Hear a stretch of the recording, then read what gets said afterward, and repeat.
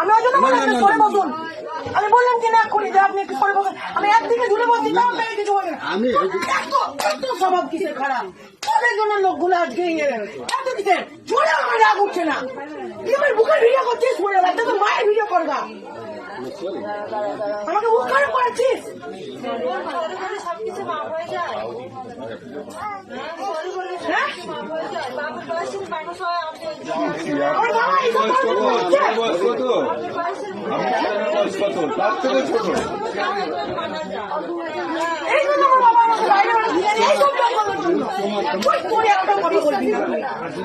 পুলিশের কাছে পাঠাবো,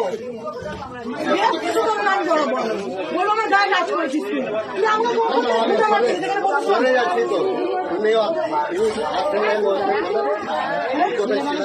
হ্যালো হ্যাঁ বলো।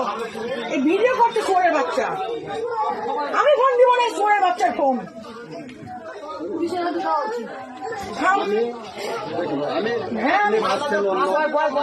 ভাবছেন মানে এখানে ভাবার কি আছে?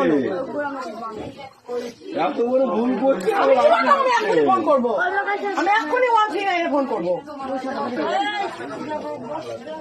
আমি নিয়ে যাবো।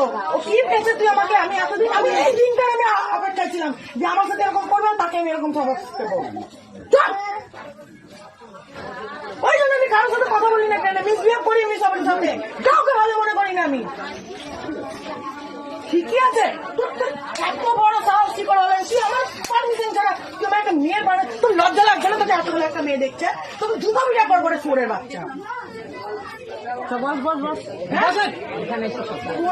আমি ওকে দিব, আমি ওকে পুলিশে।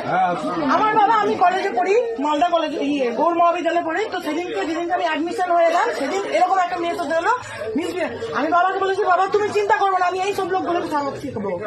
তুই কিসের জন্য? হ্যাঁ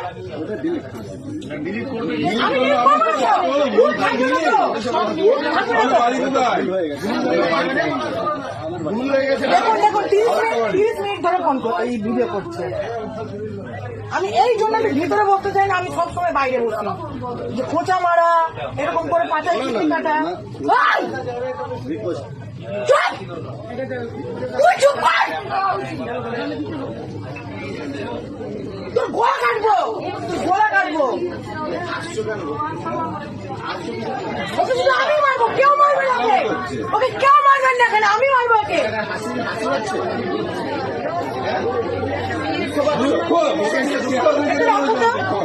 ফোনটা রাখো তো,